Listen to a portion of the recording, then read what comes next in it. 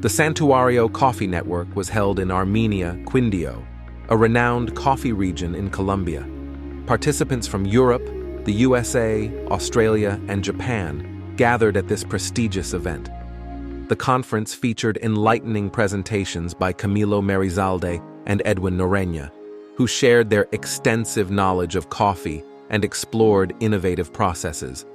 In addition to the educational sessions, attendees had the privilege of visiting the breathtaking Santuario Process Center farm and experiencing the vibrant Pink Bourbon plantation. We also visited Hacienda Venecia with its impressive 140-hectare plantation, showcasing new varietals.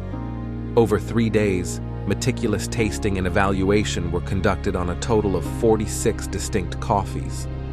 The exchange of expertise regarding coffee culture and business practices among participants from diverse corners of the globe was deeply appreciated by all involved.